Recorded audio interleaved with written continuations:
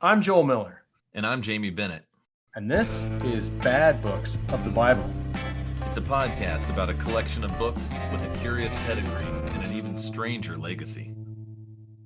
Okay, so what is Tobit exactly? Wisdom literature, a historical book? I mean, what is it? If you look at the textual tradition, there are some answers there, but they're, pleasantly confusing. In Codex Sinaiticus, which is one version of the book, you'll find this is a codex that has like basically all the books of the Bible in it, along with Tobit.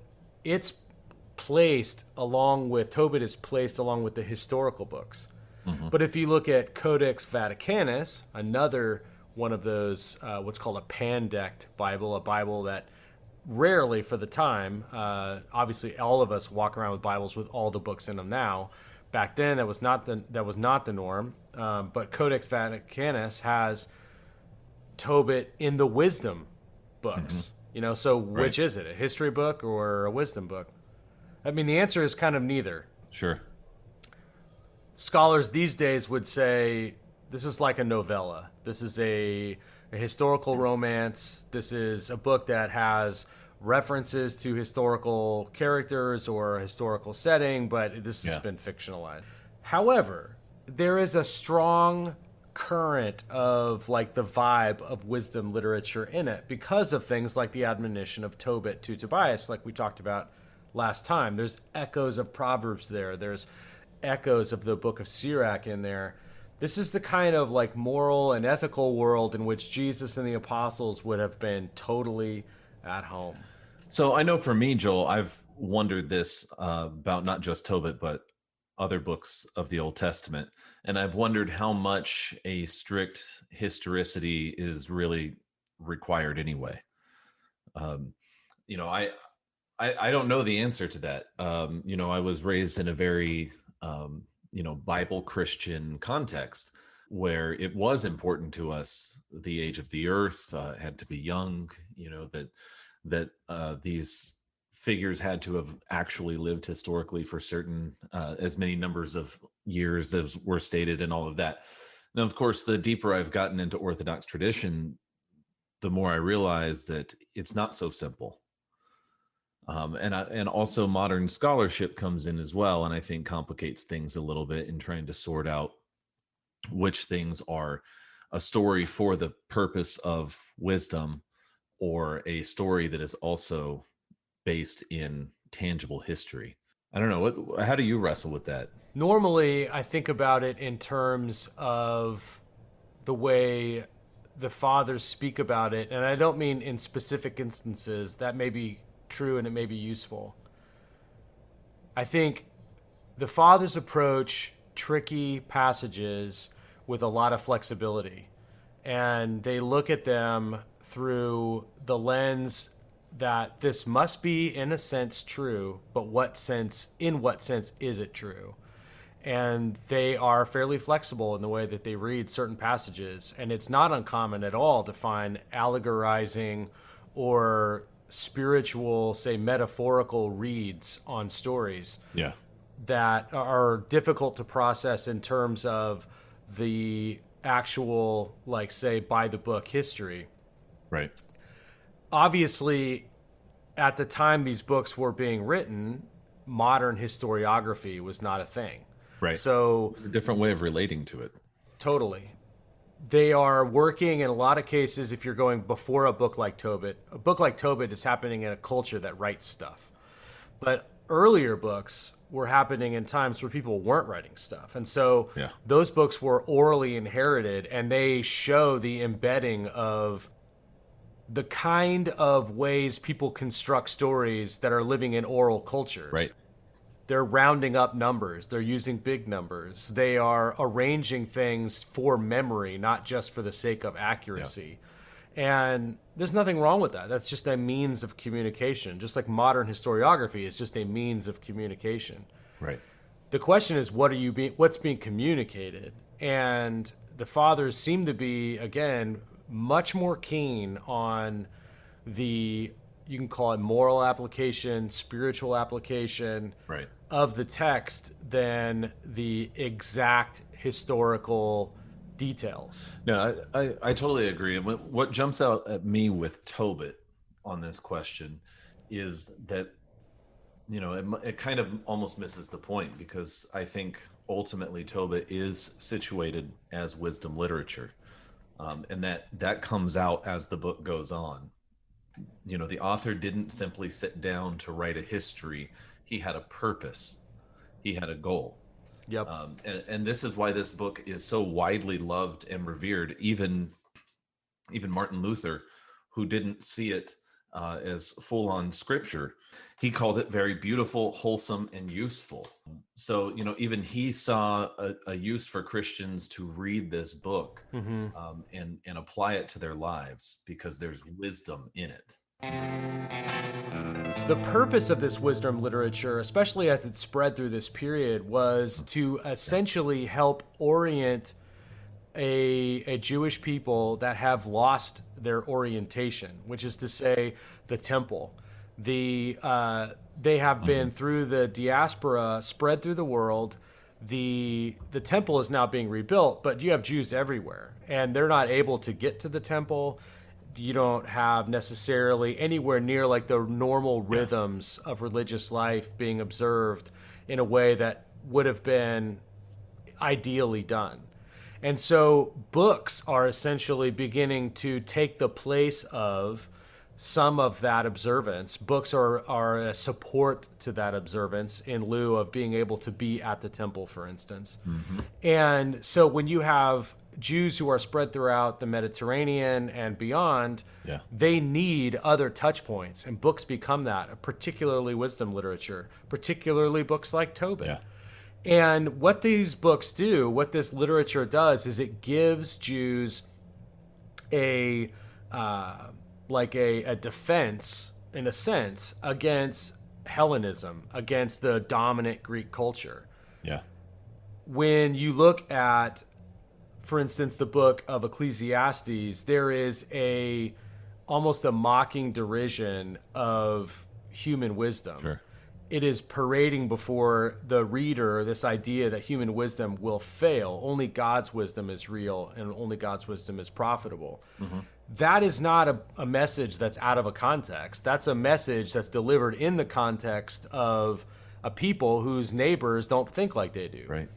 It's in the context of a people who are separated from the way that they would normally be practicing their faith, and so they need a support like this to remind them, hey, that's not what you believe. You believe this other thing. And Paul Tarazi, the biblical scholar, we mentioned him last time, speaking of Ecclesiastes, he says that it's the message to the congregations of nascent Judaism confronted with Hellenism, warning them not to forget the law. And I think about a book like Tobit. Tobit, I mentioned last time, is like a dramatized version of the Torah. It is what it looks like to embody that. It is what it looks like to live out the law. Right. And so a book like Tobit is a story that exemplifies the wisdom tradition. And we know it worked. That robust body of Jewish literature, of Jewish wisdom literature, did its job. You can see it in the person of St. Paul. Paul is super well versed in Greek literature. I mean, he quotes it at the drop of a hat in the New Testament, several places. Like, these are lines that he's internalized. He knows them. They're like top of mind for him. So when he's busy dictating a letter to a scribe someplace and he's fishing for a quote, he just pulls it out of his head. He's that familiar with Greek literature, that familiar with Greek culture. But there's also zero evidence in the life of St. Paul that any of the faith of his fathers has been diluted or diminished by that. And the reason is has this twin inheritance of this robust wisdom literature, this robust tradition that's pointing him back to the law, that's showing him what it looks like. And, a person like Tobit is exactly the kind of model that a person like St. Paul is looking at. We left Tobit telling Tobias about a stash of cash in Medea, in the city of Rajas, 10 talents. He tells him, find yourself a trustworthy man to go with you, and we will pay him wages until you return, but get the money. Here he comes. Tobias recognized that he needed to find someone to go with him. So he goes and he looks, and we find someone. We actually get to peek behind the curtain here a little bit. Who shows up? None other than Raphael. So we talked about Raphael a couple episodes ago. He's the angel who heard and delivered Tobit and Sarah's prayer to God, right? So we've encountered him in our previous conversation, but now we're going to get to know him in a veiled form. Now he's not showing up completely as an angel in all of his splendor, is he, Joel? No, he's incognito. And for whatever reason, Yeah. the Transformers theme song, Robots in Disguise, hits me when I see this. And but it's Raphael in disguise. He's undercover, deep cover, Yeah. and he's not revealing who he is. No. So it says, Tobit went out and found the angel Raphael standing in front of him, but he did not perceive that he was an angel of God. He had no idea. And this is something that the scriptures and the Holy Fathers talk about, right? The angels, while we may not see them, or we may see them in a form that we don't recognize them as angels, this is part of the worldview. This is the way they viewed the world. This is every moment that they saw that we live in a very enchanted world, and that angelic beings could be among us in some way. Origen even said that certain thoughts are suggested to men's hearts, either good or evil angels. I'm sorry, either by good or evil angels, as is shown by the angel that accompanied Tobias. So in commenting on this, Origen even points out that we can be even influenced in our hearts and minds by angelic beings as well. Yeah. It's interesting. There's quite a lot of commentary on the role of angels in the Fathers, and the Book of Tobit is a place where they're going to sometimes for, like confirmation, or for just statements about what their assumptions and beliefs are, for validation. When I was working on, in fact, my book, Lifted by Angels, I went back to Tobit, and I went back to another book from the Apocrypha, and I was asked by my editor at the time to essentially explain why in the book itself, explain why I would use the Apocrypha for that. Sure. For a Christian audience today, not in a tradition like the Orthodox or the Catholic tradition, this might seem like an odd place to go, but the Church Fathers had no trouble with it. That's exactly where they went. And they found all kinds of stuff in the way that they read these things. So, like St. Bede, he looks at the angel and he actually sees like an icon of the incarnation happening here. In his commentary on Tobit, Bede says, an angel appeared to Tobias and offered himself as a companion, through whom he might perform wonders for the people to whom he had been sent. And the Son of God assumed the nature of a human being, so that, thus visibly spending his life with human beings, he might save the human race. Yeah. So he sees in the story of this disguised angel a picture of what Jesus did for us. Obviously, what Jesus did is on a different scale. It's a different thing entirely. He took on our humanity. He didn't merely adopt a guise of humanity. Right. But it wasn't just an appearance. It was an actual incarnation. It was an actual incarnation. But what the Fathers are doing when they see a text like that is they're seeing like these hints. They're seeing these suggestions, and they're instantly recognizing like an old theme. They're instantly recognizing something familiar when they see something like that. So it's hiring time for Tobias, right? He conducts a hasty job interview. He is checking out the qualifications. He mentions the basic duties of the job. And Raphael says, hey, no problem. I know how to get there. Now, what's interesting to me is they say it's 2 days from Ecbatana to Rajas, right? Actually, Ecbatana to Rajas. Looking at the map, It actually looks like it's going to be a little more difficult than that. So maybe that's the blessing of going with an archangel. You know, it's the Archangel Expressway. I'm not sure, Yep. but it's quite a journey they have to go. And now, where have we heard about this town before? This happens to be where Sarah lives. Sarah is the town in between Nineveh and Rajas. So they are going to make a pit stop for love. They're going to get more than they bargained for. They are definitely going to get more than they bargained for, except we need to say this. Tobias is going to get more than he bargained for. Mm-hmm. Tobit is going to get more than he bargained for. Sarah is going to get more than she bargained for, but we, the readers, are not, because we have been clued in all along as to what is getting ready. Yeah, we have a pretty good idea where this is going. So after Tobias interviews him, Tobit wants to interview him as well. Now, Raphael lets him in on a little bit of a secret. He says, "Take courage," he tells Tobit, "the time is near for God to heal you." Yeah, it's funny. There's like all these little tips and winks at the reader all along as to what's happening here. But Raphael says the time is near for God to heal you. And then he immediately misdirects because he's asked who he is, and he says his name is Azariah. Now, we know his name is not Azariah. Mm-hmm. We know his name is Raphael. He says, "I'm Azariah. I'm the son of Hananiah, one of your relatives," which raises an interesting question. I mean, can angels lie? This has bothered a lot of people. Yeah. Over the centuries with this book. And I think that's one of the criticisms that this book gets is here is what is clearly some sort of misguiding. Is this a lie? And is the angel culpable for that? Well, I'm going to propose to you that there is no lie.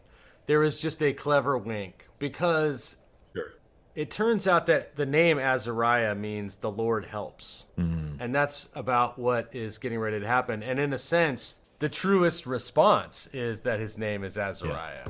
Yeah. So in that sense, no lie. The other thing to remember is, if this is, as we talked about at the beginning, a fictional story, there's really no lie happening anyway. We're talking about something that everybody who's in the know is in the know. No deception is actually happening here. Yeah, this almost reminds me of like an element that you would find in like a Shakespearean comedy or something. You know, the audience knows what's going on here. We're being winked at, right? And we enjoy it. It's it's a great element of the story. So Tobit is thrilled to find out. I mean, again, this is the same guy that's like, marry a nice Jewish girl. You know, I want you to work with a good, sturdy, member of your clan. And here's this Azariah who shows up. He knows the way there, and he's also family. Tobit is like over the moon, and he agrees to pay him a drachma every day. Remember, a drachma is about the amount of, 1 day's worth of manual labor.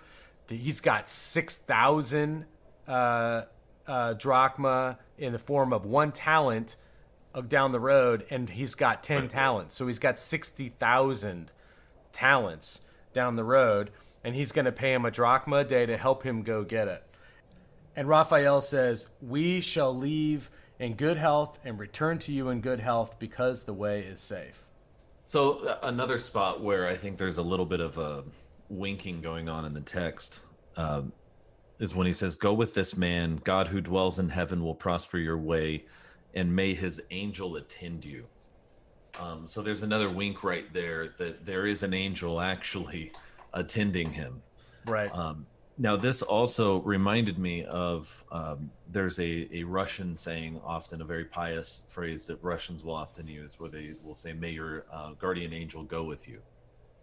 And so it reminded me of that. And when you're looking at the way this story progresses, this little revelation, this little wink, this little tidbit, I guess the kids call him the Easter egg, the hidden thing. I think that's what we have here, and I think it also is a model for the kind of enchanted way we should approach the world anyway. I've self-consciously tried to say things like, may your guardian angel go with you, and in the right context. Yeah. Because I think it's important to be reminded that there's more going on out here than meets the eye. You know, that reminds me of the St. Albans and St. Sergius prayer book that was the very first Orthodox prayer book I ever owned. It's still the one I default to 90% of the time. My copy is, a little on the raggedy side at this point from being slipped in and out of my bag and everything for over a decade. But Sure. the prayer about going on a journey specifically references Tobit and the angel and the whole deal. It's like this is just part of the piety of being a believer. You know that angels are traveling with you, and when you're praying, you might as well specifically ask that they come with you. I guess in a sense they're going to come anyway, but it's just like when we ask God for mercy. We know God's character is to be merciful towards us. We still ask. And, the angel will be coming with us. We still ask. And the assumption is just like we are surrounded by angels. Yeah, it's almost like the saying, I think Hank Hanegraaff used to say it, that prayer is firing the winning shot. In one of the key components of prayer too is a reminder of what is true. Totally. And so prayer is as much for us, maybe even more for us than it is for God. We offer it to God, but yet he can use that to transform us and to change us. So not everybody is thrilled with this plan, right? There's money. It's just down the road. You just got to go get it. Unfortunately, despite the fact that after Sennacherib, was swept away, the roads got safer. This guy, Azariah, he knows the way. He says it's all going to be great. But Tobias's mom is, in a bit of a fit about this trip. She's not happy. Understandably. Totally. She's not happy that her only son will likely die, on this journey. She just sees it. She knows. This is a mother's fear. She knows it. She sees it. And it's not like she's got any great recent history to trust that things are going to be okay. Because, most of their life has been dropped in the Vitamix and, turned on blend at a very high speed. Difficult. It's a big mess. And she just knows, the other shoe is going to drop. I'm going to lose my son. And so Tobit consoles her. And again, you've got this storyteller's wink. A good angel will accompany him. His journey will be successful, and he will come back to us in good health. Which is an echo exactly of what we just heard, basically, from Raphael. And so she stops weeping. She's okay. She's going to be fine. Yeah. And they hit the road. You know what I think is interesting? You get to chapter 6, verse 1. So she stopped weeping. I thought that was just a very, very powerful thing that she heard the words and she received them. As difficult as it was for her, what mother is not going to cry when her son moves away from home or goes on a journey she's concerned about? So she heard the word of the angels, and she received it and accepted it. That's a beautiful thought. Now, something interesting comes along, and that is a dog. And I think we're going to have to save the dog till next time, Jamie, if I'm not mistaken. This little guy is going to wag in the next episode. You don't see a lot of dogs in Scripture. Dogs, this is kind of exciting. Dogs make an appearance here and there, and they're almost always bad. But this dog is not bad. This is a good dog. And you're going to get one of the greatest dogs in the Bible next time. I'm Jamie Bennett. And I'm Joel Miller. And you've been listening to Bad Books of the Bible, a production of Ancient Faith Radio. Come back next week when we find out what a giant fish and a surprise wedding might have in common.